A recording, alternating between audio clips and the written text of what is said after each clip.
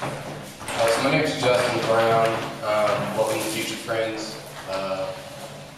We are here to learn from some people that have come into my life recently that I've learned quite a bit from. Each of these people has helped me either put on a show or learn more about the industry or learn more about history and give me a lot of great feedback on my own craft, and just set up this event in hopes to bridge anybody that hasn't met these people, so you can get to know them, learn from them, and be a part of Indianapolis history. Today we have Carl Pope, who is down here. Carl Pope's creative endeavors are based on the idea of art as a catalyst for individual and collective transformations. Since 1990, Pope's methodology of public art evolved into ongoing collaborative efforts with artists and communities, producing large-scale public art inventions that stimulate public dialogue and or community revitalization. Excursions into his internal landscape produced the video text installation Palimpsest, commissioned by the Wadsworth Athenaeum, with funds from the Warhol and Landon Foundations, was included in the Whitney Biennial 2000. The essay of letterpress posters, The Bad Air Smelled of Roses, and his recent billboard campaigns continue his ongoing exploration into public and inner space. Clayton Hamilton and Judie Sloan are co-owners of Insight Art Promotion, which is dedicated to bringing African American art and artists to the public and providing channels for location, underserved artistic talent to promote their work. Sloan is a conceptual multimedia visual artist with a focus in glass work. She combines glass with other materials such as copper to create abstract works that play with color, form, and texture, exaggerating the limits between mediums. Hamilton makes public political statements in the form of an eye-catching mural north of 38th Street on College Avenue he's been updating with new slogans every few months for decades. He utilizes the mural to keep the public thinking, community thinking about the issues that challenge progression now and historically, as well as celebrate events and people that move society forward. That's our panel, and I just want to start with, I guess we start with Clayton, work our way down. If you could just tell us a little bit about the start of your career and your craft in Indianapolis and coming up and your backstory. Hey, thank you for the honor of being here. I've never participated in anything like this before, so please bear with me. I feel a little incoherent at times, just let me know. I live in that house next to that wall at 30th and College. I gave it away in my divorce, and but still continue to draw on the wall. I started doing that because when I would look out the window when I looked there toward what used to be a Safeway, there's now a discount store, dollar store, I would see billboards of cigarettes and of liquor, alcohol. And I think that's when a lot of the bureau activity got started around the country overall, late 70s, maybe before that, I can't remember. But I decided to just start putting statements on there. I just put one on there because the community and the colors of red, black, and green I generally use, sometimes maize, have gone with the red, white, and blue for obvious reasons. But I did that because I put on there, be strong, be proud, don't fall prey, P-R-A-Y. So you get the double meaning of it, but it's the overall positive in red, black, and green. And I would only put 2 a year on there. Whatever was on there in October stayed until April and May. So I continued to do that until the advent of the Tea Party. Then I started changing them every month because there was just so much information in the news, and there was a need in my mind for people to understand the commonality link that we all have in common and we need to be thinking about. So I just started putting, I'm not sure, how many of you have seen that? Oh, okay. So you know how it's changed over the decades from moderate humanism to more cynicism. I'm trying to get back to the humanism. It's pretty difficult, but just bear with me. But that's pretty much it. I'm not a native. I've been here since 79, winter of 78, and enjoyed the city. Hopefully, I find I don't have a gallery like these two. Oh, okay. And so I never know if what I'm putting up, how people are receiving it. 4 times I've been out there working individual. One gentleman whose wife was cringing in the car, locking the doors, came up smiling and gave me $10. And he said, you know, he's not artistic at all. This was probably in the early 80s. He said he's not artistic at all. He appreciates the messages, keep up the good work.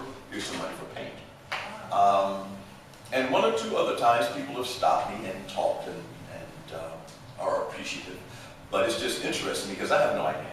I just put things up there that I think can are. I say something? Sure.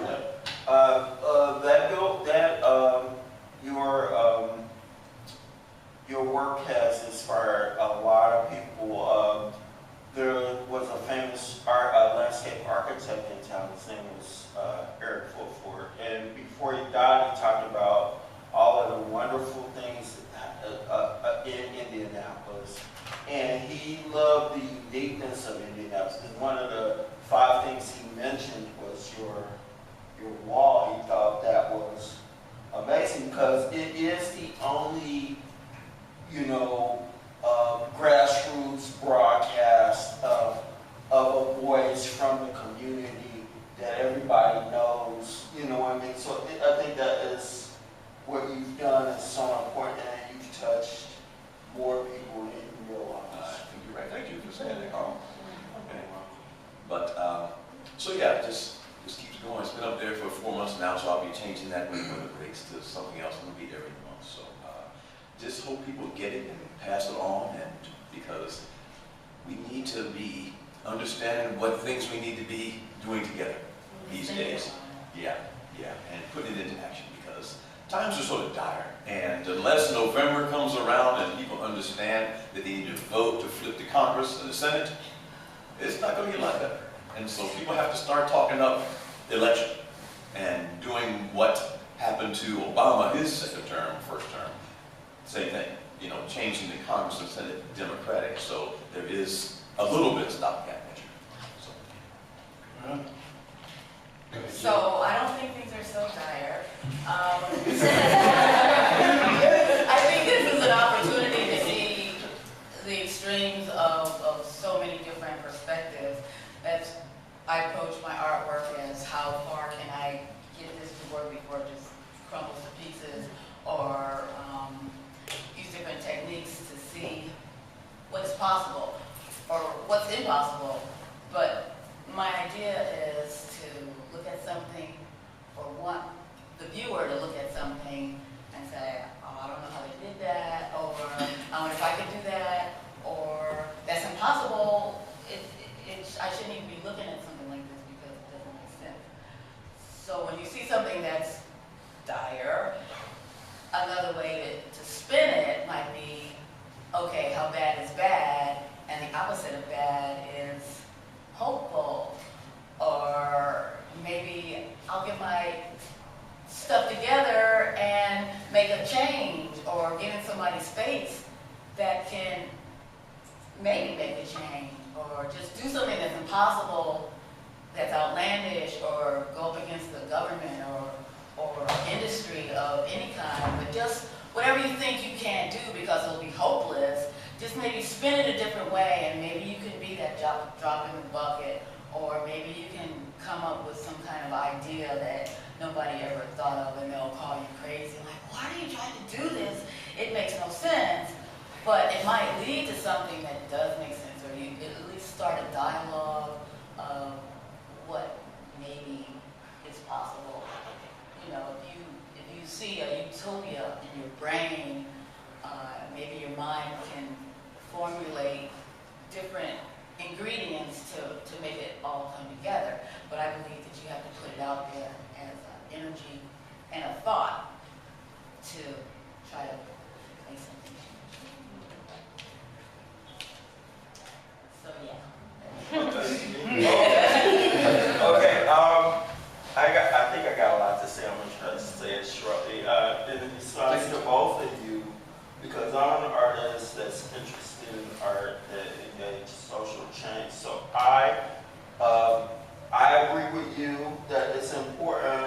to identify the poison, and then I'm like with you because like those characters in Doom, the witches, they would swallow the poison water of life, and then they would have to transmute it. And so I think the transmutation of the poisonous water and the toxicity of our social, what's going on socially and politically is important. It's key, and we have a history of that in this city, starting in 1910 with Madam C.J. Walker and the transmutation through creativity that happened on Indiana Avenue, with Indianapolis being a place on the children's circuit where that sort of grew and flowered in the 1950s with Indiana Avenue and the jazz musicians that gained national and international reputation here that include people like Wes Montgomery, Freddie Hubbard, J.J. Johnson, the Hampton sisters, Lionel Hampton. And I think that inspired, not only was it Indiana Avenue, but it was Christian Settings High School, the Flanner House, and a whole load of cottage industries that promoted excellence in the Black community that grew to and flowered to in the 1970s with Indiana Black Expo, which was a national showcase for the best and the brightest and the most interesting things that were happening and occurring in Black cultural production in the U.S. So, you know, I grew up in the 70s.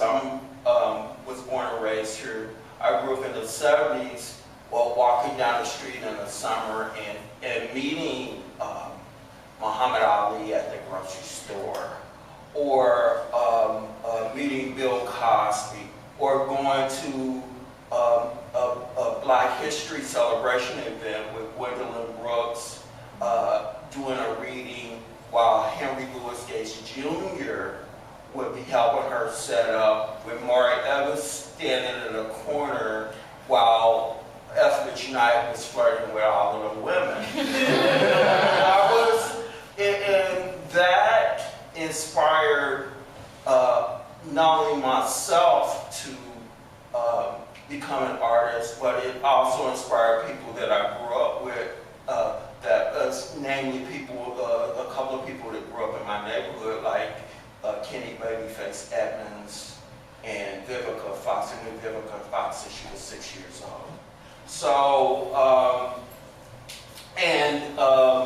Tavis Smiley, although Tavis lived out of town, he had people, well-known people who, because there's a whole slew of well-known, wealthy Black families that supported the arts, like the Blackburn family and the Stewart family who owns Stewart Mortuary and the Stewart Movement Storage Company. These people, they still do support the arts in Indianapolis, as well as many white patrons who did then and continue to do so now. And the beautiful thing is that that is continuing with like Meet the Artist with Tony Radford.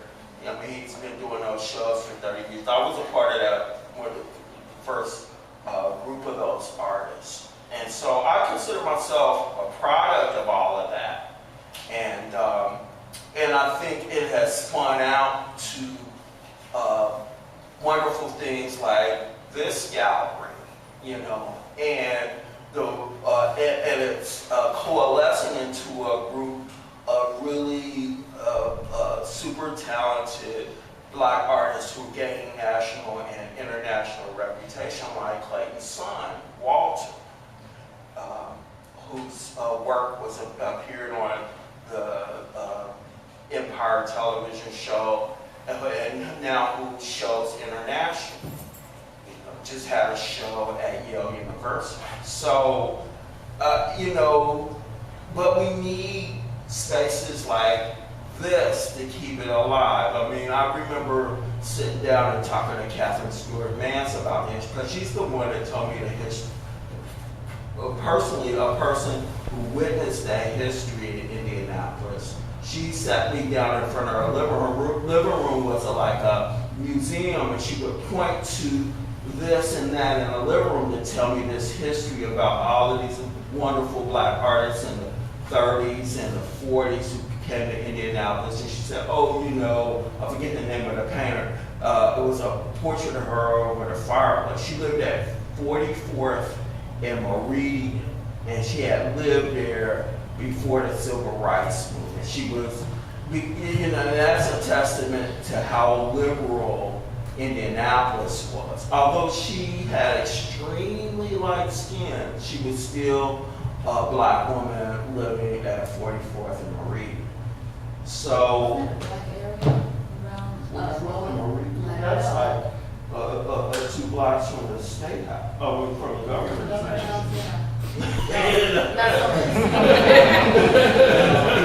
So what am I thinking of, Kessler or something? That's what issue? You know, like I'll throw up in those bushes. Those are the most expensive houses in the city. You know, from Washington Boulevard to Pennsylvania, from 38th Street all the way up to 46th, 49th Street, all of those are done. I can't even think about the property values. And one thing about Indianapolis, it never did really have riots. They weren't plagued like the other cities, larger cities, you know, being 15, so if, you know, put them at a level of, you know, that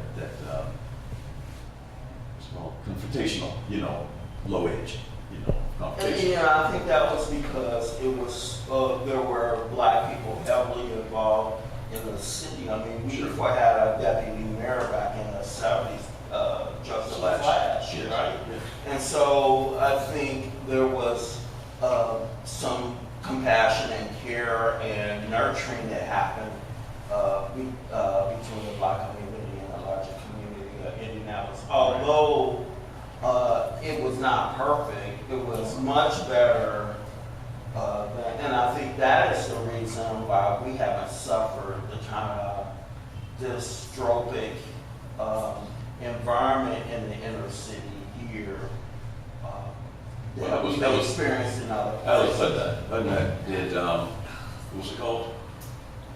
What is it? The political system here called? Unicov. Yeah, it was Unicov. That's what helped that substantially. But anyway. But I also think that there's what had to do with the kind of patronage that was occurring within the black community and for the black community to allow something like Indiana Black Expo to happen.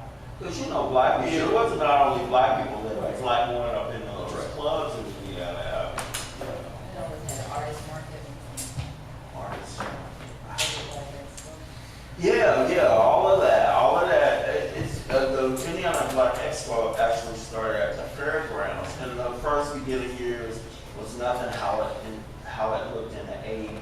Right. I mean, but we still, since the 1900s, still have all of these amazing black artists and black painters coming to Indiana, because that was the thing that was a constant from the beginning of the 1900s all the way up until 1980, 1990. So I just wanted to let you guys know that history and how we contribute to it, because I think it's important. You know, places like this and the Rebel Coffee House is how a city begin to have a scene. I mean, you didn't see the outside, the inside of Rebel is not that much different than the famous coffee houses in Paris where, you know, James Baldwin sat down with Breton and some of those productions. They sat and drank coffee just like we do at Coffee Ramble, you know, and talk shit.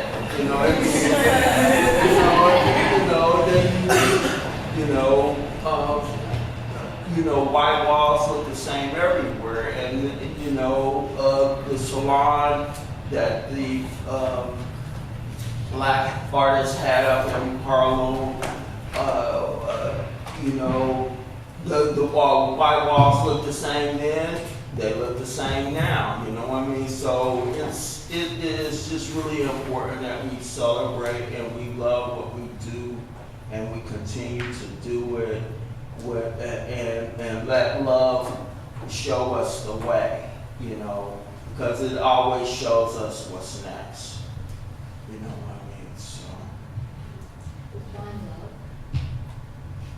Define love? I mean, just being totally giving and committed to what it is that I have in front of me that I'm doing, whether it's art or poetry or writing or. There's gotta be a passion for it, and Yeah. like it, and think that maybe you'll get some more energy by producing it, maybe? Yeah, like you love it because you love the process that you go through to making whatever it is, and that it gives back because it shows you something about myself that I didn't see before. You know what I mean? And I think everything comes from that, whether you show in a gallery in New York or you show on a street corner in a public work of art. I mean, my work, I've shown in museums, but my work is more like Clayton's. I do citywide public projects. The 3 posters I have in the show come from a city project that I did in Cleveland, and much like Clayton's work, but I did it different. I did it through a website and public talks. I gathered quotes from the people in the city, what they thought about the city, what they wanted the city to know, their thoughts, feelings. And from that I did a series of letterpress posters, and then I did a billboard campaign that was posted out throughout the entire Cleveland metropolitan area. It was called The Mind of Cleveland. And so for social change and like I said before, transmuting the poisonous waters of life through conscious awareness and intention is key to creating a better world. And sometimes we have to face what's uncomfortable. We have to actually work through the symptoms of swallowing poison to get to the other side. The best way out is through. So. And I didn't know that. I saw these posters. I lived in Cleveland for 3 decades. So when I saw these posters, I'm like, oh, I know where all these places are. But you can tell he's a writer, can't you? Conversation, historical perspective, and all that. But Judie and I guess I should have said this sooner. Judie and I, as a result of knowing her, she introduced me to all these individuals because she does glass art. So she knew gallery owners and artists that she went to school with who moved into these various organizational fields. So she introduced me to a number of them, and as a result, we formed Insight Art Promotion. You know, double entendre insight, obviously it's in your sight, and hopefully it gives you insight, you know. And so we do that twice a year at the Athenaeum. I don't know how many of you have gone to the theater lobby on the 2nd floor. Beautiful, 30-foot high lobby. So we had a show there, just a show. This last January, we'll have another show in July. And we've been doing this now for maybe 5 years. And I guess I'm negligent. I should have bought cards, but maybe there's some in the van. But we have a Facebook page. And so wherever we travel, I usually go to 1 or 2 galleries, African American, and take photos and put them on our Facebook page with some commentary, because we try to expose new talent in the city. Very rarely do we repeat individuals in a show because we try to, get them in a show, show them what it takes, how you have to be prompt, you have to have your stuff wired, framed, or the edges painted, get give them some pointers. Then try to get them aware of other individuals, like Meet the Artist, for example, that they may be able to be in the next year, introduce them to Tony. Because we were a part, and Flavor Fresh, yes. So we try to give individuals who are off the radar completely, try to, slip them onto the radar so they'll be able to, by just talking to us and other individuals that have displayed with us or of note, give them an inside track so you can at least have discussions. And, you can always count on us for constructive criticism. But it's just difficult. You have to have a consistent perseverance, confidence in yourself, and the ability to understand if a person is telling you, do you want to sell artwork or do you want to produce artwork for yourself? That's a huge variable when it comes to selling artwork in an environment like Indianapolis, just period, because people say, well, I don't want to compromise my artistic ability, my mindset, and well, okay, you can do that, but if what you're creating that you like is in your vein of creativity and you're not selling it, then you need to listen to someone else that says, well, this is more on the other side, so why don't you do 15 of these? You can do 100 of whatever you want. Just do 15 of these on this order, such that then you can take them somewhere and see if they sell. Then you can incorporate what you like more of into that over time, and it may transition easily into sales. But it's a difficult time out there for artists now, I think. Yeah, it's really, really difficult. I think, you're absolutely right. What I like about what you said is what you're doing, because in addition to making work, mentorship is super important, and it seems like you said you guys are mentors to people to help guide them to enter into whatever venue they want to have, far as getting their work seen publicly. I mean, that is key. I mean, I had a mentor here in Indianapolis, and he was the director of the Heron Gallery in the late 80s, early 90s. His name was Bob Roman. He was the one, like you, was telling me, look, you gotta do this like that, do this, this, and this. Because he told me, he said, look, you gotta speak in front of people, You gotta get your art education act together. You have to talk about art. You have to talk about your work. Because if you want funding, you have to have that art education thing nailed down. And so that meant that I not only had to learn how to talk, I needed to learn how to write. And I needed to accept failure and work through it towards success. And it's key. I'm still working on selling the art thing, because I rarely sell, you know what I mean? But because my work, and I understand the choices that I make, because I'm a social political artist, although there are social political artists that make a lot of money. And those artists, a major work of art from somebody like William Cordova, who is a social practice artist, or somebody with really intense political content like Carol Walker. Carol Walker's work is easily in the upper six figures to get a large work on paper, or one of those silhouette pieces. Those silhouette pieces are in a million. So it's like where we are with making no money to making good gobs of money and having a waiting list of names, the length of your arm. I remember when everybody knows who Carol Walker is and her work. She does the paper cutout. The like silhouette cutouts of horrific images from plantation narratives. Yeah, I'm sorry. She was in the 50. It was Is it 30 Americans?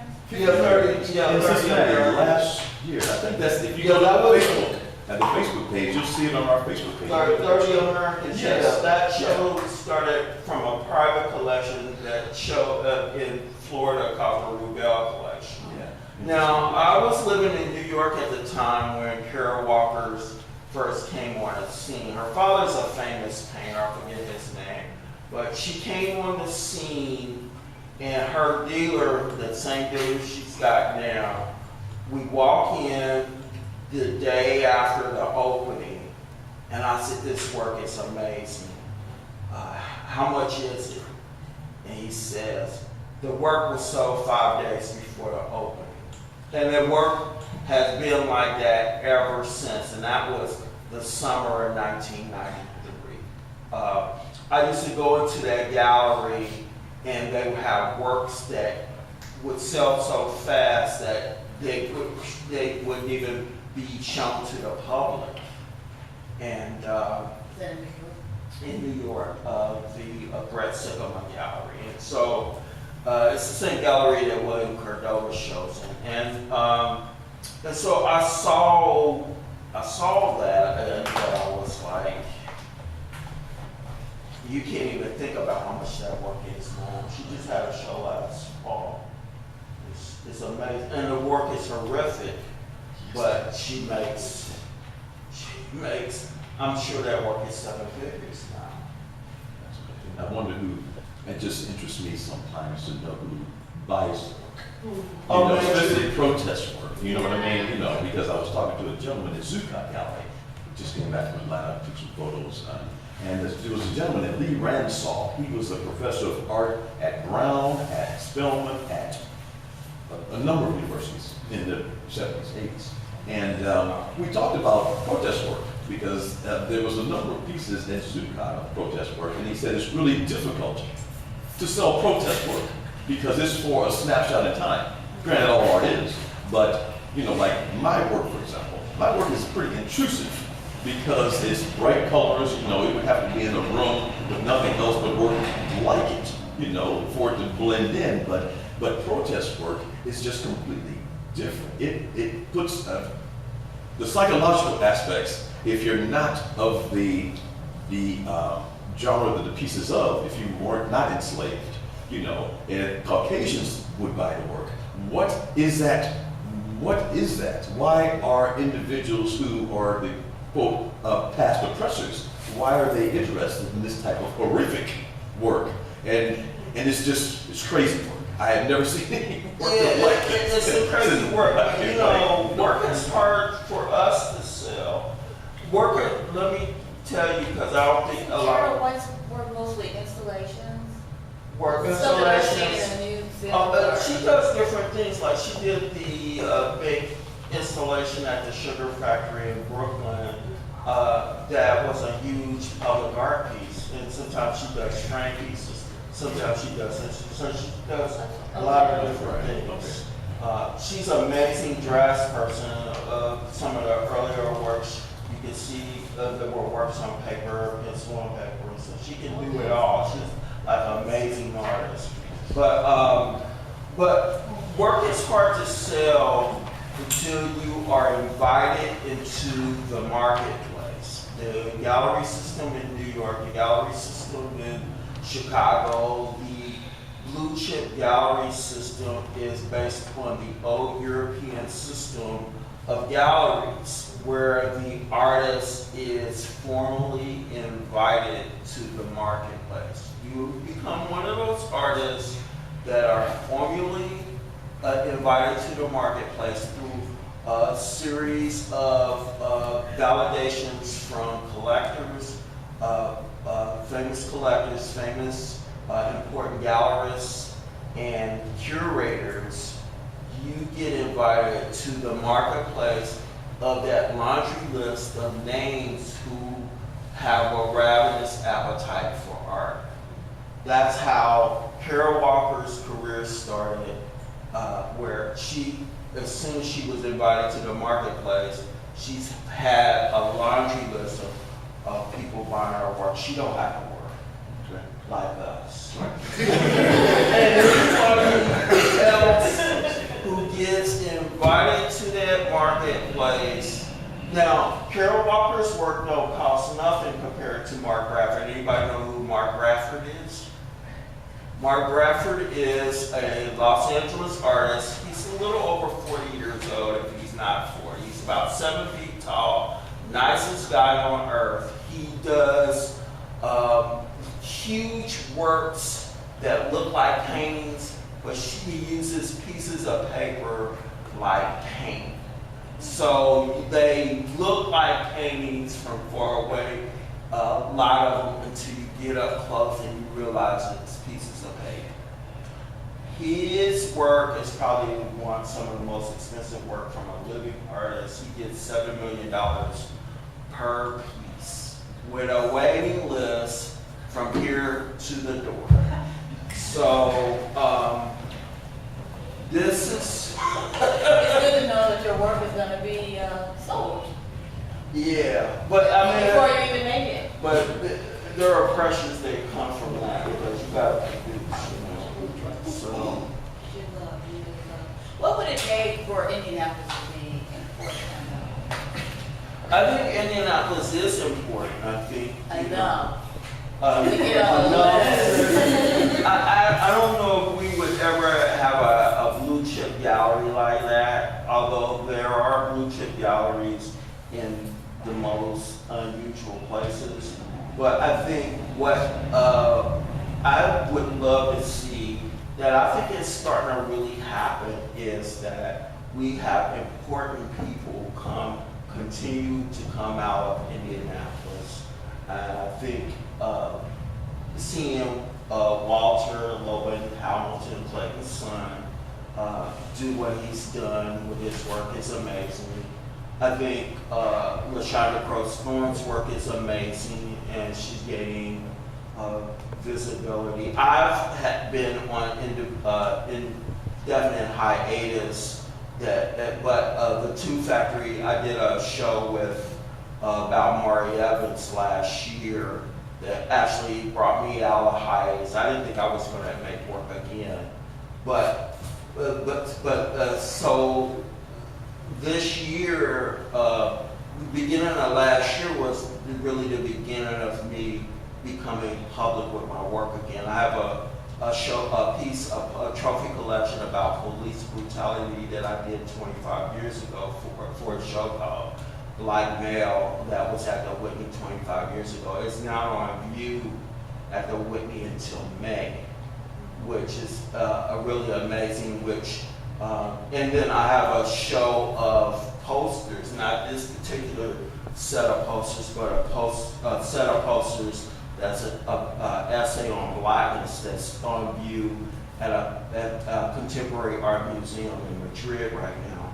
And I have a book coming out with a famous historian, Nicholas Mirzoff, about the history of Black Lives Matters that may come out in the spring. So I'm like really happy that I'm here in Indianapolis viewing what is going on in the local art scene, because I feel like I'm a product of the historic creative legacy of Indianapolis. To see it continue again, to see new people emerge and come out as its cheerleaders, because I'm one, and I'm sure that we're going to have more and more people rise and come out of this scene like we've had in the past.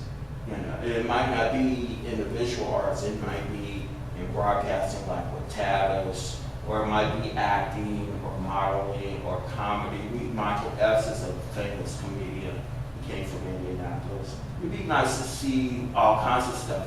And to have an environment here where we all know each other would be great. Just to be in a room, let me tell you, because I lived in New York, I lived in Chicago. It's so nice. I had talked to Tanya. It's so nice to just have some nice people smile and say, hi, my name is, without attitude or questions like what school you came from, what side of town you live in. You know what I mean? You know, just if we can keep the love going, I think that is more important than anything. Because it all starts and it ends with like love and care and compassion for what you're doing and for your people in your community, you know, so. Yeah, Carl mentioned my son. He called him Walter. I'm not sure how that his name? It's his first name. His middle name's Logan. Everybody pretty much calls him Logan, but then he signs his work Walter sometimes and sometimes Logan. So I don't know. I can't just keep you guessing. But my son has probably been doing art and clown artwork. I'm not sure how many people have seen his work, but he does. He takes vinyl records, breaks them up, and makes socio-political figures, singers, artists. Wide variety of work. He was able to have some of his work on the show Empire for a little while, a couple seasons. But it was an interesting road for him because he only started doing this because he heard he was a DJ. And I told him to play tennis. He was on a tennis team and he hurt his foot. He was having issues with it. So it impaired his ability to DJ for a long, long time. So one day he went down the basement and tore up a whole bunch of albums because he was just so frustrated with his impairment. So a month or two later, he went back down the basement, and because he always did heavy shading, he always did heavy shading, completely out of context. If you think about how he went to albums and doing that, but then when you look at his early work, you can see how he used the albums to do the shading. Whatever was heavy contrast, that's where the albums went, and everything else was just accent. So it was pretty much by accident. And you just never know sometimes as a budding artist what things, and that's why when Carl was talking to Tanya, he said, don't throw away your mistakes. Because you never know how they may recycle back into your work. You know, you might be looking through them one day, 2 years down the road, and say, oh, okay, I see what I was trying to do. But now I can use this as a template to do it more effectively. Because at that point, I didn't have the skills, so now progress, and you've enhanced your ability. So it's just interesting how things might come to fruition based on accidents, based on right place, right time, based on having the correct place of display, based on knowing someone that can put a good word in for you. You know, hey, how about, do you like this piece, Shannon, 924 art director? Do you like this piece? Would you be interested in putting this person in the show? You know, just any number of things. So always stay, it's really important, like Carl said, network. Always stay in touch with people. And I've heard this, since I'm not a selling artist, you know, I just do what I do just for awareness. It seems like if you are a selling artist, there could be issues with competition and trust. Because you don't want to show people too much of your technique. Because what I hear from most artists is that art is a theft industry. Not that you're stealing pieces, but everybody seems to be taking parts of other people's work and repurposing them. So like Jimi Hendrix. Jimi Hendrix would go hear the worst bands ever and take little pieces from them in order to, you know, get the complete of who he was. And so I think that's a real burden on individuals who are artists, where they do not want to talk to other artists about their work and their technique because of somebody may do a little better. There was this guy, nobody had a show in DC. I got there, it was during the Black Caucus, I think, a couple years ago. I got there, his display was here. Across the room, there was a huge 6-foot piece of, in his style, of a woman. And I don't remember who the woman was. I'm like, well, Lord, why is your piece way over here? Well, someone adopted what he was doing. And had a huge, huge piece of, I don't know if it was Pam Grier or who it was, but it was massive. And when I saw that, it made me think about, how your work can get compromised by other people. That's huge in the industry, and I don't know if there's even a balance. My point is, you want to stay in communication with artists, just from a networking standpoint. Oh, you have a show here? Okay, let me go support you. You never know who's going to be there that you can talk to get you in that same position. So it's always about being open, being confident, being able to talk about your work, even if you don't have it with you. But then I guess everybody has the smartphones now. But sometimes it's just good because sometimes people just might want to hear your conversation about your work as opposed to visually, because it can make it more interesting and it creates a desire for them to see it, depending on what they're interested in. And kind of anything that you're working on right now, you have to think about how it's going to lead you to your future. What you're working on now might be informing your future. Yeah, I wanted to respond to what you said about people copying work and all of that.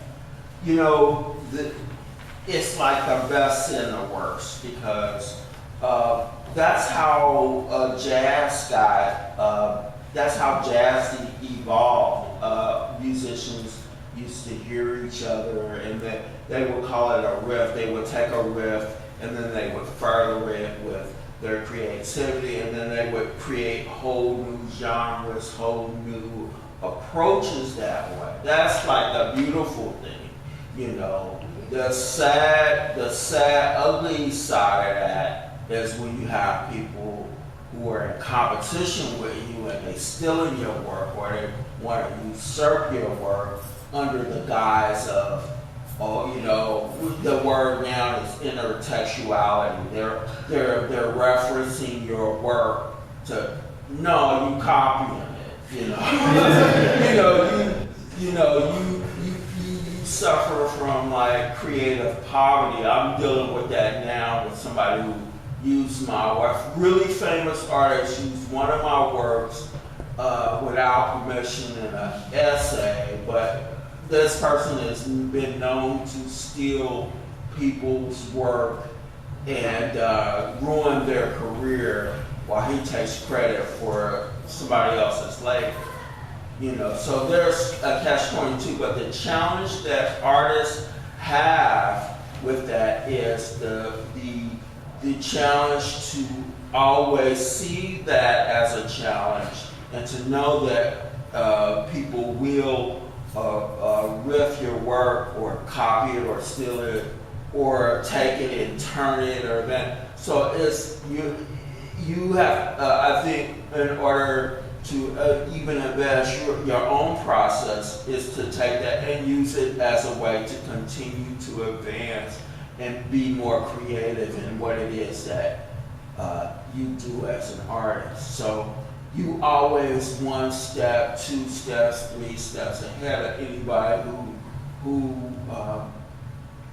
may want to steal your work or borrow it, that you give them something that they can't understand or even approach as far as stealing.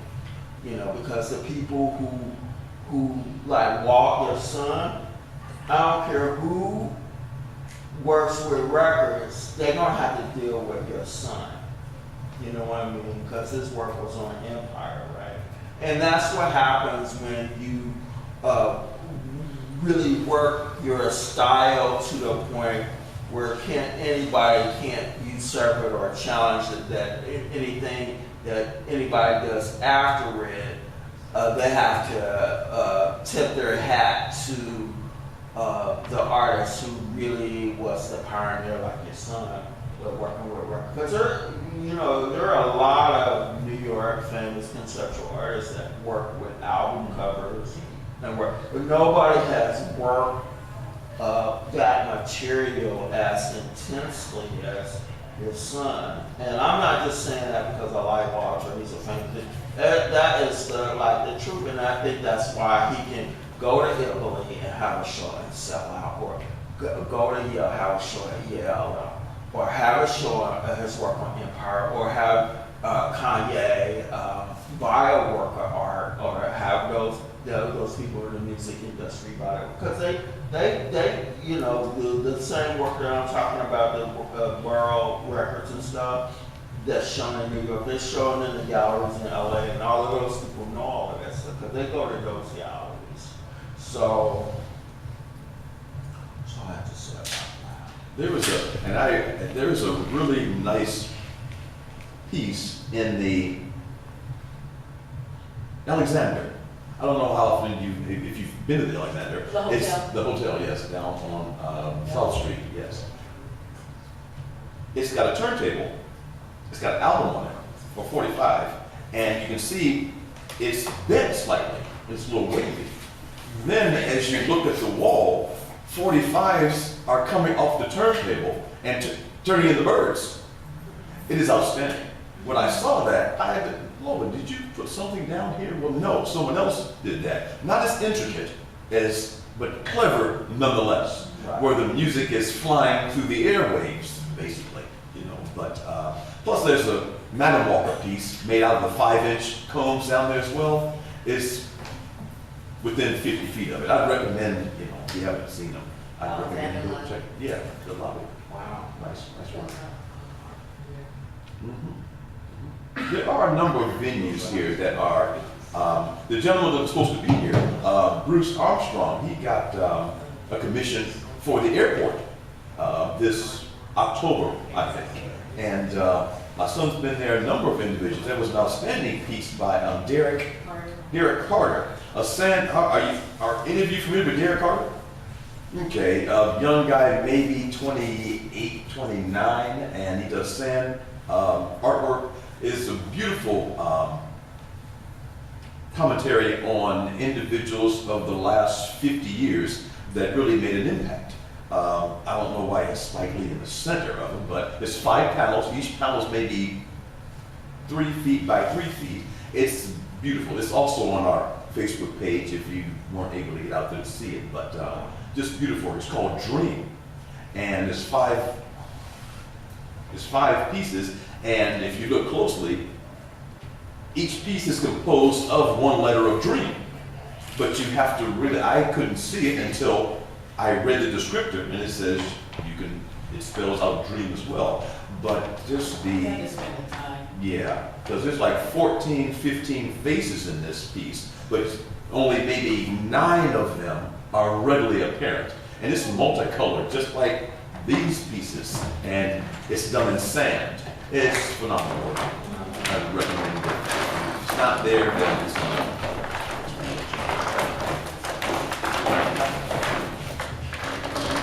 An Insight Facebook page is a tour of galleries and shows that have come and gone. So it's almost a historical reference to African American artists, known, unknown, but worth checking out for sure.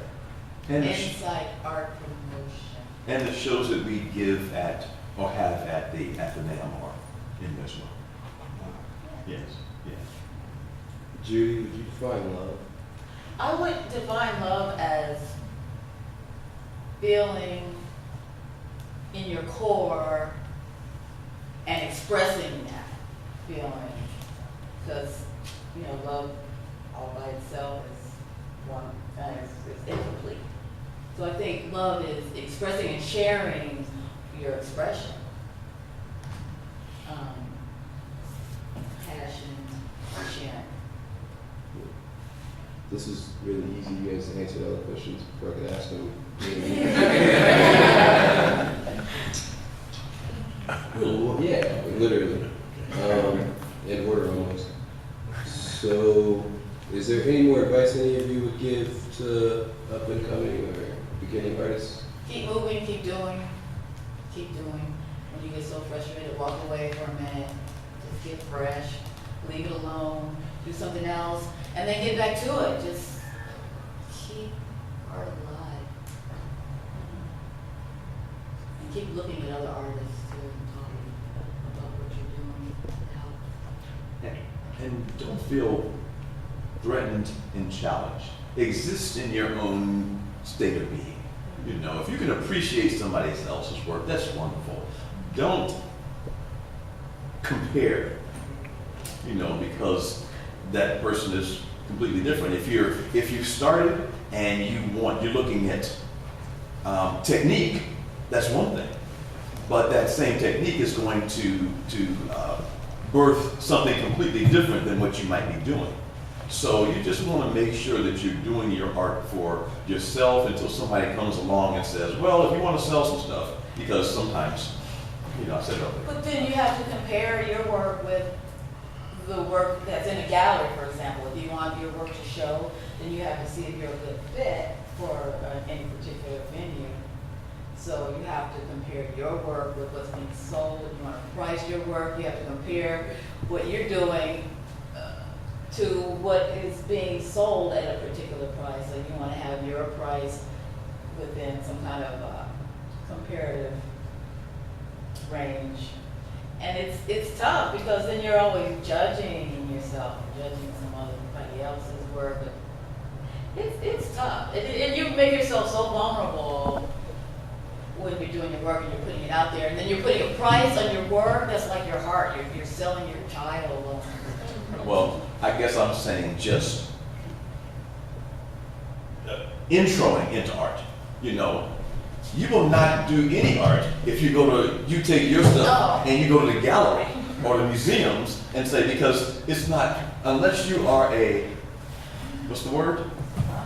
Protege or a Beethoven or a prodigy. Thank you. Unless you're a prodigy, it's going to really, you know, take you off your game possibly, because if you're doing, let's say, abstract work, and you take it to a Chicago gallery, or you have some photos, and you put your work up against it, if it's not where you think it should be, then, okay, how are you going to respond to that? You know, you compared your stuff to this. Are you going to try to copy?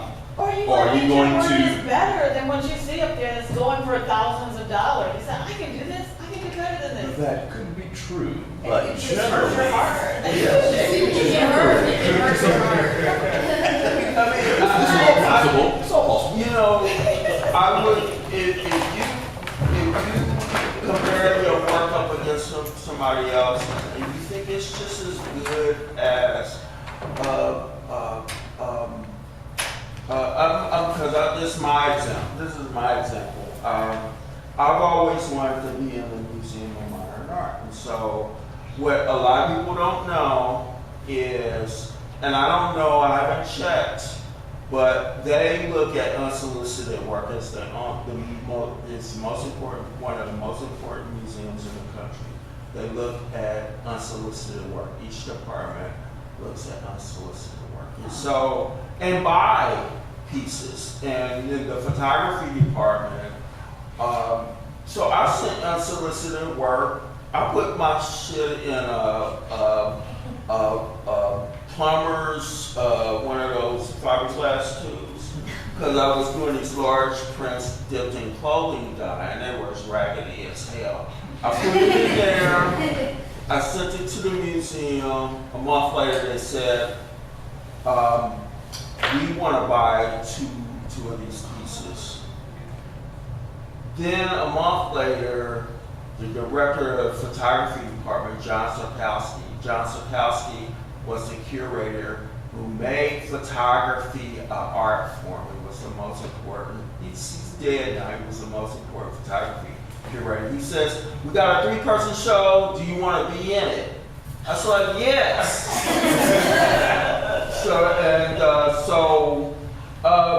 You think your work is good enough?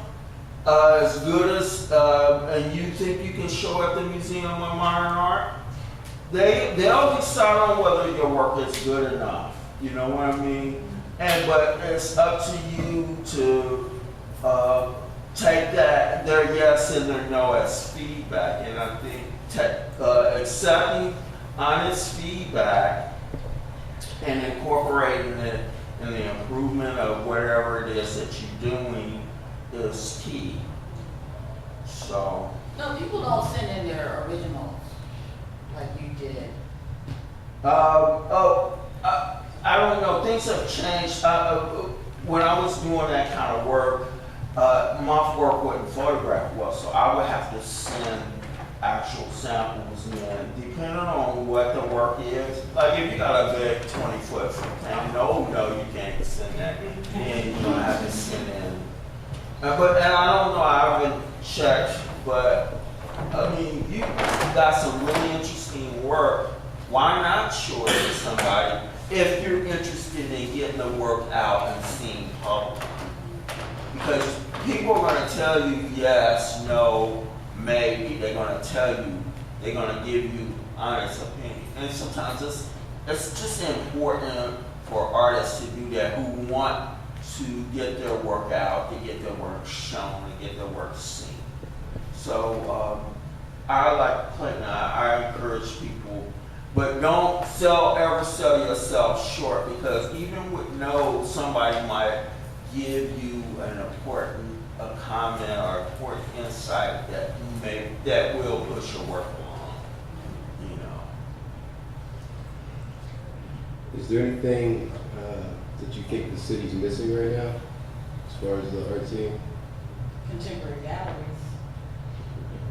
More people collecting work. Yeah. More people giving money, because to create a vibrant scene like in Chicago, there has to be patronage. There has to be patronage in all different levels, in all different kind of ways, from having really good art professors at the art school, with the school spending money to draw the best people, to people in real estate that's going to provide affordable housing for artists, to collectors, to rich people who just are heavily invested in having the arts be seen and recognized in the city, from the local level up to the museum. We do have a few people like that in the city. But for the city to really take off, you need like 5, you know. But we have like, we got 2, you know, that I know about, because it's always somebody that's in a corner giving away tons of money. I don't know about those people. I know that there's 2 in the city, but you need like 5, you know, to really get the city going. And then you need people buying work and exciting and nurturing artists. You need people who are going to nurture them with money. You know, we already got the love here. We already got it. We need somebody that loves you, but they're willing to. It's interesting conversation about artists, affordable housing, and gentrification. Don't really get into that, but you know what I'm saying. I think what's lacking here, there's no African American art gallery at all. You know, Kuaba is African, outstanding. Have you been to Kuaba Gallery? At the corner of Meridian and Washington Street, 2nd floor. It's above. It's above. Yeah, it's a little south of Jimmy John's, yes, in the King Cole building. Wow. Outstanding work. Jane used to be down on Mass Avenue where the tattoo place is now, and across from Yats there. But she moved there, and Kuaba has some of the finest African art in the city. It's this beautiful gallery, great location, beautiful work, decent patronage, but there is no real African American. And after 30 years of Meet the Artists and patronage, and Black Expo, it's like, okay. There's enough artists, so. Yeah, to populate it. Now, on what scale is a different issue, but regardless, you know, there is no African American art gallery here, which is, I was going to talk to somebody about that next month, you know, to find out, you know, why is that? Because with all of the money, Lilly, CICF, you know, it would seem like somebody would rent a space and write it off, and or something we have to do that. You didn't hear that from us. You know, great gallery could exist here, but the challenge for galleries these days, you need to just keep the doors open if they're selling high quality, high end work, is that they can't depend on walk-in traffic or local customers. They have to do the international art fairs, and then they have to sell work online. Even famous galleries in Chicago and New York, they have to do the Miami art fairs. They have to do the art fairs in Europe. They have to do all of that to keep their doors open. And they a lot of them, especially in Chicago, they find that that's where most of their money comes from. So maybe we need an art fair here? You know, that, or one thing that would kick things off is that has been happening in recent years, the art festival. Art festivals are really good in solidifying, but usually cities that do art festivals or have a curator, like the latest biggest one is the Prospect Art Festival in New Orleans. They curated an internationally famous curator, and then the whole city, inside and outside spaces, are dedicated to dozens of artists, both nationally and internationally, to do works of new work. It costs a boodle of money. They already have a solid collector base in New Orleans with deep pockets, and so those people are bankrupt. You know, Chicago has the African Art Fest and Hyde Park Art Fest. That's mostly black artists. Can we do something like that here? Yeah. Y'all We want would to have to have somebody. We'll talk about it later. You gotta have somebody with the money and the connections to bring that in.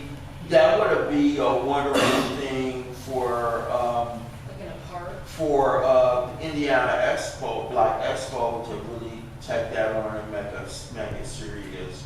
But I don't know how much a draw Indiana Black Expo is anymore. Right, because Because everybody from all over the country used to come here.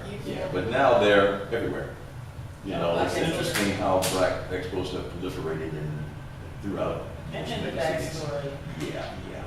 Yeah. It's interesting. Is there such a thing? Because I was just sitting here thinking about what we said earlier about contacting people around the gallery.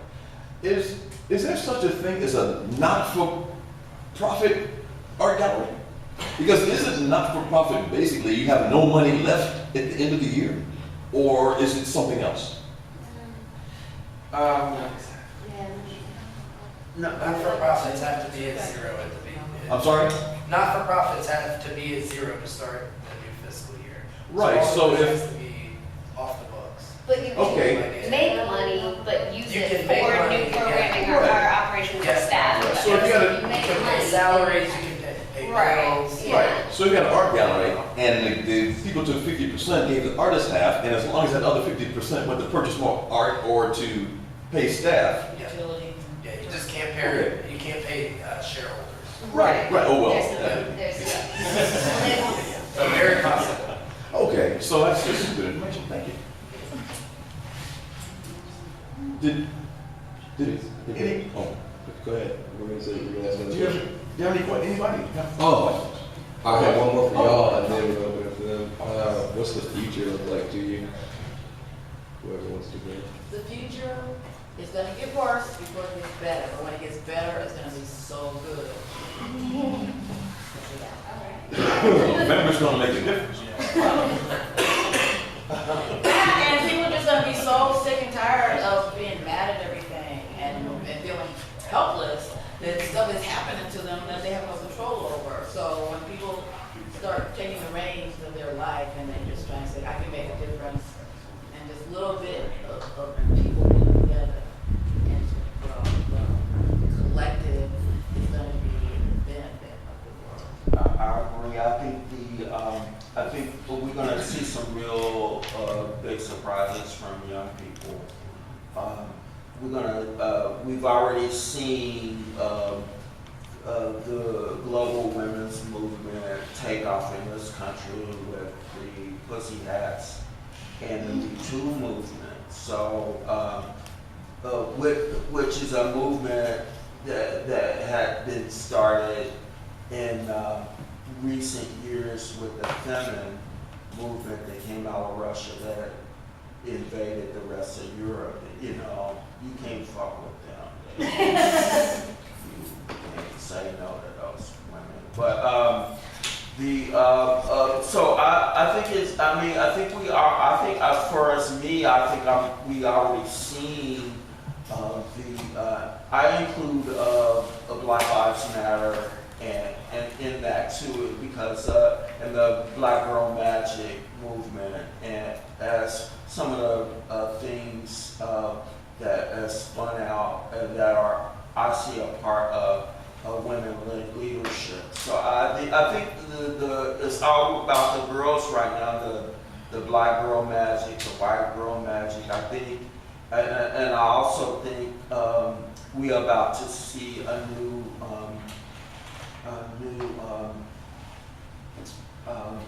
explosion in music. You know, I don't know if you guys know about Afro-punk.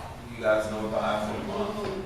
You know, that is, although I got problems because the people who are financing that are Wall Street.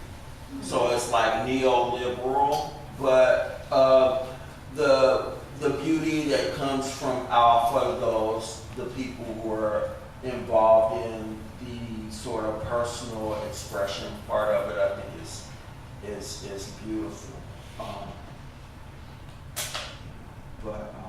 Yeah, so I really think we're gonna see some amazing things, especially from these mad little young people.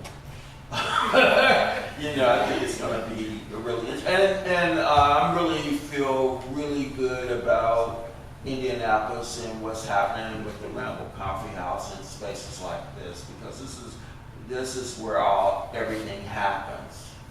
And this is for creatives.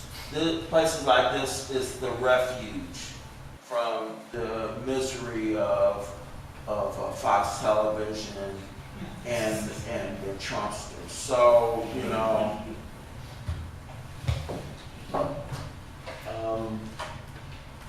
I'm hoping that the continuity continues with Black Lives Matter, with Me Too, and with the whole gun control issue that is in the minds of most people now. And I just hope that individuals, because these seem to be individuals that are 16 to 21, and I certainly hope that it ignites the 35 to 55 crowd, because a lot of people are distracted with things that are not important to our life right now.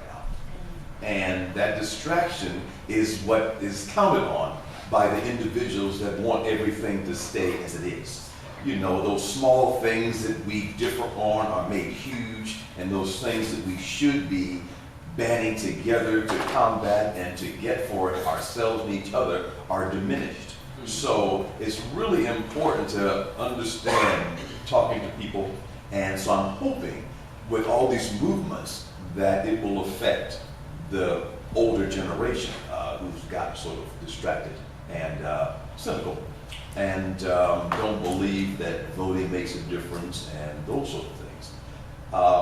Was watching a brief aside, was watching a Netflix had this Beatles discussion about, and it was how the Beatles changed the world. And it was the first time in history where things went from the bottom up, because before the Beatles, it was parental control. You know, you would get a job where your father worked at. You know, you would adopt that lifestyle of, and you were 18, 19, 20. and you would adopt a lifestyle of somebody who was 50, 60. So they came on the scene. They showed younger people having power. That's how fashion changed, and so that's when things started going from the bottom up. So this seems to be a resurgence of that. It's tragic why it happened. Nonetheless, it's a coalescing factor that hopefully more and more individuals jump on. So hopefully, Indianapolis will continue to move in the directions it's moving with more consideration of individuals who are being displaced by, gentrification. Hopefully we can assist with that. The streets need some work. Hoping in a couple of weeks they get that taken care of. I see nothing but positive things on the horizon. I think this is the last thing I will say to a question. I mean, it's not about numbers, when the Sex Pistols first played, it was 47. The Last Supper, it was 12. Now look at it. You know what I mean? So don't consider failure because you're the only one. Because sometimes you the one that needs to be there. You know what I mean? And it might just be just you. And but never underestimate. Because it's not really about numbers, it's about creating and having a space. And as long as that space is open, even if it's just one, it may be open for so many more people to come in. That's why I champion one more time for the Rebel Coffee House. And for places like this, and the Tube Factory, and the African Art Place, and because it's the unique spaces in Indianapolis that makes Indianapolis unique. It's not about McDonald's or any of it. It's about you, and it's about unique spaces, and you and me embracing our uniqueness. And each other. And each other.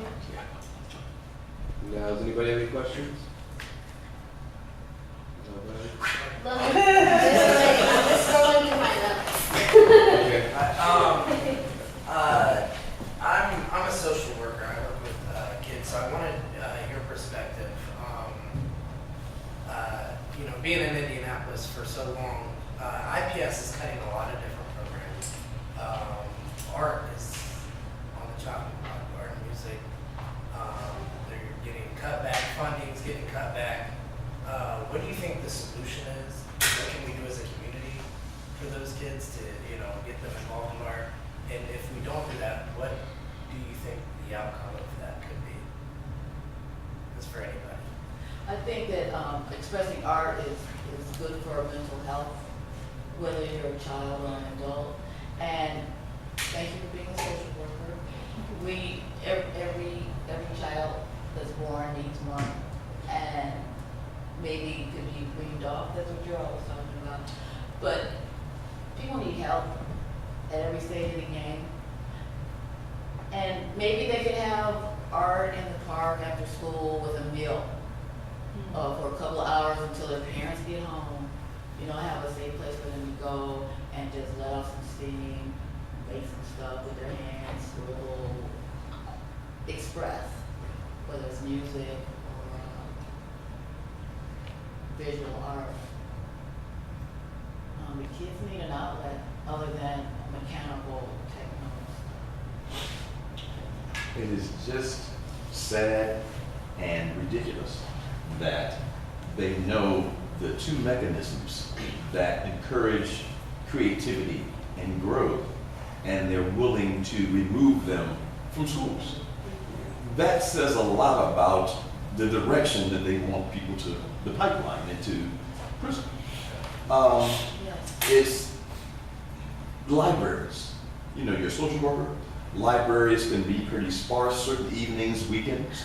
You could possibly approach a library about, hey, I've got some individuals that would be interested in having children come here days a week and do artwork. Or that's what Tony Radford, the gentleman that has been doing Meet the Artist for 30 years out of the library. He works periodically at the library on 38 between Sherman and Emerson. And he has a couple programs where I think they're generally in the summer because he goes to, they sell the work out of the library sometime like July or August. That's a possible option. There are community organizations that may offer space for that sort of thing, but libraries, and a lot of times community organizations do work out of libraries. So it would probably be good to interface with a community organization and a library to see what possibilities there are. And I know firehouses have huge space, and they are taxpayer based, so they're obligated to be able to have that space available. Now, children, if it's pencils, that's one thing, and paper. Paint would be a different issue, but that would be a venue that would have some possibility as well. And it's been proven that music helps with math.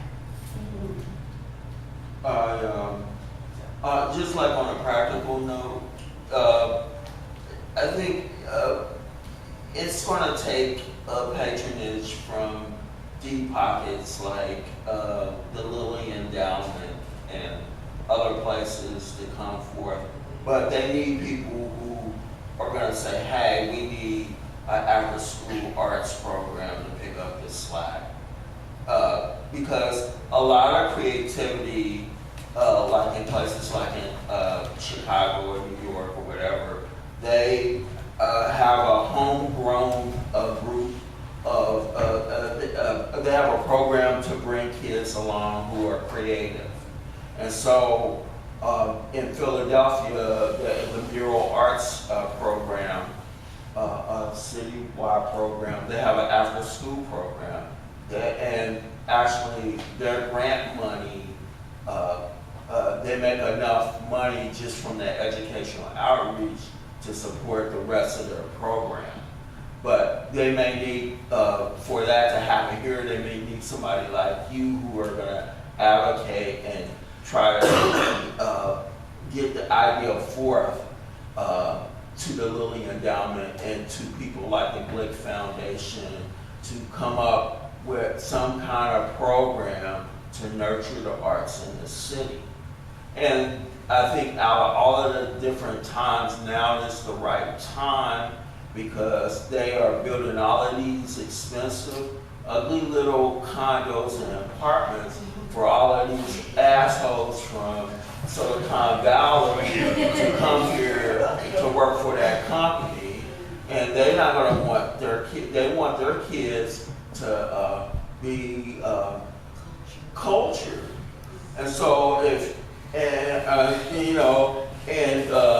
that's a good way to get all of the little brown kids to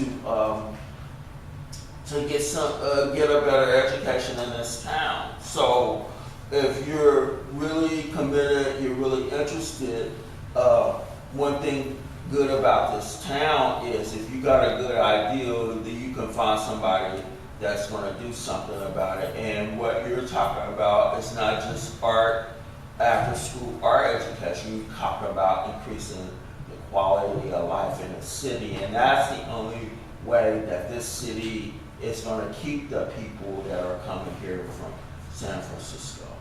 So I think you got a good idea. I think you you might have to do is just talk to the right people to get them excited so they can do all of the work. You know what I mean? Indianapolis Art Center has an art outreach program. I don't know if you're familiar with it. I don't know if they're even still doing it. Yeah, Maybe I'm have a ahead band. of it. So Still up. Speaking of that, how did a school get involved with the art center? Well, we're funded for about 25 sites a year, and we're currently like right there, but we do have an application process, and so if any of you are aware of schools that you think would be good, you know, to get art after school, then by all means. And it's not just the art making after school, we also have an exhibition in April, it starts in April and ends in June, where the students get to see their work up, you know, exhibited in a professional way. And, you know, the really outstanding artists, they get awards, they get recognition for their great work. So there are outreach programs in the arts in town, but it takes people like yourself to say, this is what, you know, this is what these kids need. So I'll make You know, you might be right, and it might be a gazillion art after-school programs, but nobody might not know anything about it. Indianapolis is good for that. You know, because the most amazing thing that comes to this town, but nobody will know about until after it's gone. You know, they have that theater in the Columbia Club. They have all kinds of amazing acts come through there.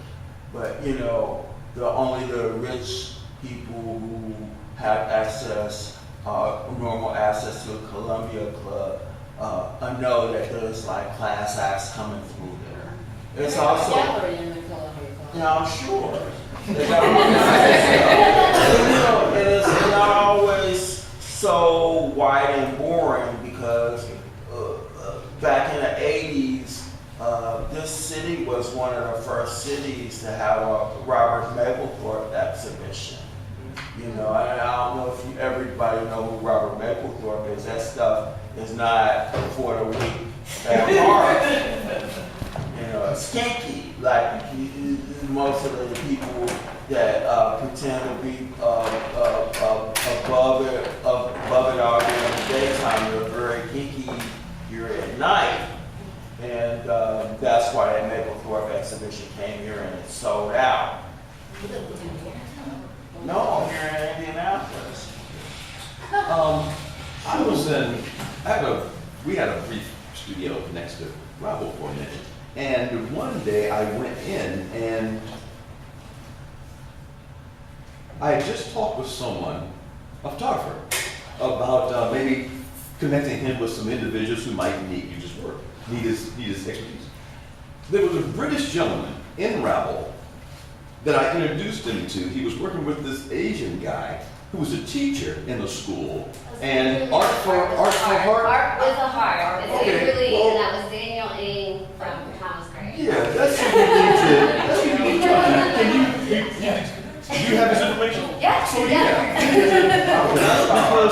Because Yeah. they go into schools with the program, right? Mm-hmm, yeah. Yeah. Also, if you want a gallery to show anything that you guys do with the kids, we'd love to get involved in that in the future. More do programming. Because we wanted to start to do that, maybe next year, just have exhibits for children to build their confidence with the parents of the house, that sort of thing, but we've not really solidified that yet. But I'll give you a card, so when you get that started, you can get in contact with us. You know, those programs are so important. Adrian Piper is one of the most important conceptual artists in the world. She's an African-American artist, lives in Germany now. She was also a professor in philosophy. When she grew up in New York, she was a part of all of these after-school art programs. She was one. There's another African-American photographer named Carrie Mae Weems. Anybody know who Carrie Mae Weems is? A famous African-American black woman photographer. Black women photography is the thing to watch right now. With Latoya Ruby Frazier and so many other African-American women photographers. But yeah, Carrie Mae Weems did an after-school program. She was a part of the art program at the Studio Museum of Art. Now look at it. So that's the importance of after-school programs, and it's important because a lot of really important artists come at, or were students and were inspired and caught on fire by those kind of programs. It's very important. And as far as if individuals aren't allowed to be their creative selves, a lot of frustration, a lot of anger, a lot of misplaced belief systems and misplaced careers. You know, you hear now more than any time where these guys who were doctors and lawyers, after 20 years they stop and become landscapists or artists or pottery makers or something. Yeah, because they were driven in a direction that their family wanted them to go in. And but the individuals we're talking about, you want to try to get them away from where their family is driving to get them out of that, to get them in another positive environment where they can at least have another view. Mm-hmm. But yeah, make sure you talk. Can I ask a question? So my question is kind of along that same line, because working with Kimberly and Art with the Heart and thinking about programming, is, I've heard from some people who, have control over money and are involved in those organizations, different things about the goal of after-school art programs and kids in art. Some are like, we just need to get materials into the hands of these kids so they can explore whatever they want to explore. And then other people are like, well, that's just, saying it's just an after-school thing. It's just babysitting with paint or something. And so there's, what I'm hearing is some people, so Daniel Eng at Tom's Grade, he's got 30 minutes to an art class, which, that's like preposterous, right? So, there's kind of a divide between people who think that any kind of kids' arts programming needs to be, I don't know whether I think it needs to be creating, certain caliber of work. I'm trying to wrap my brain around the kind of differing approach of, okay, it needs to be super high quality art programming for these kids, but also, if that's not necessarily possible because of resources or because whatever, the value of just getting materials into kids' hands and giving them time and space to do it.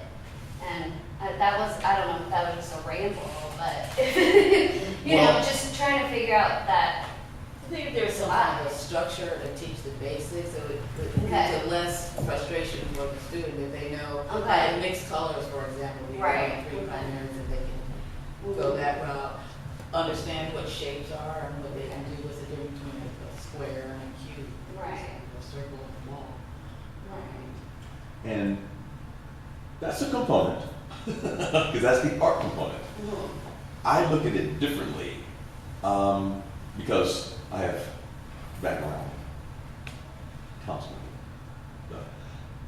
You want to get them in an environment where they can follow directions, where they can pay attention, where they're engaged, so that, because, sitting doing this, it creates ADHD.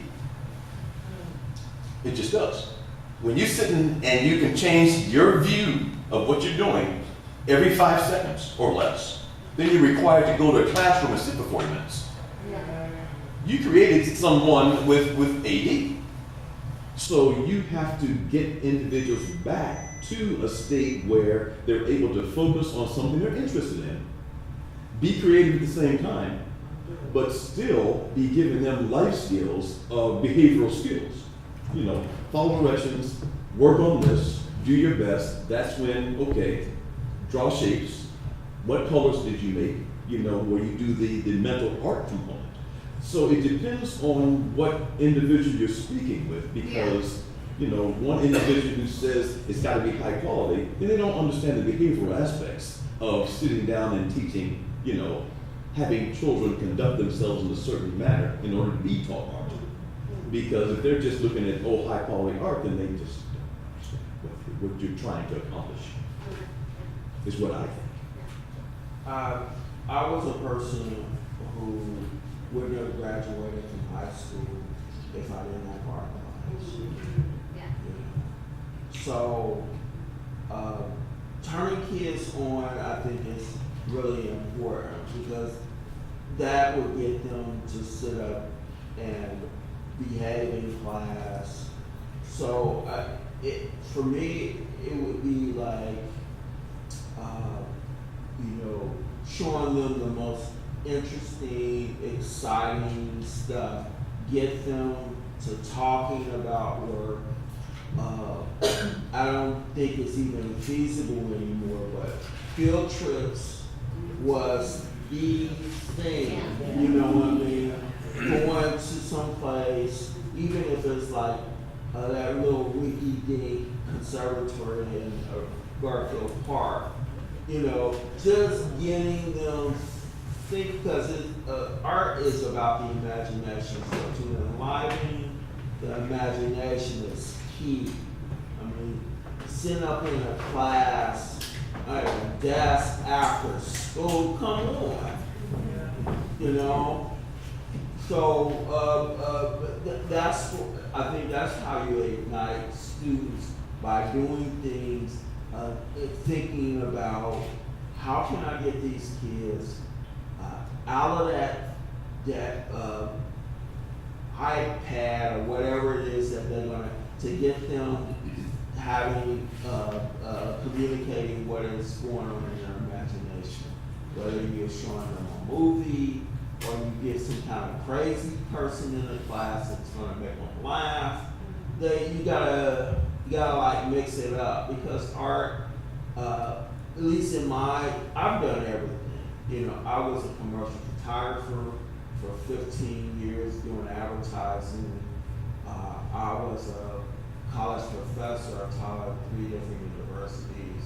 I've done everything that you can think about in art. I've done public art, I've done work in galleries, done work online, I've done movies, I've done everything. It's gotta be fun because it's a lot of work, you know what I mean? And with that attitude, thinking about the kids, that's what's gonna get a kid that's gonna say, I wanna be an artist when I grow up, or I wanna be a writer when I grow up, because it's gonna be exciting.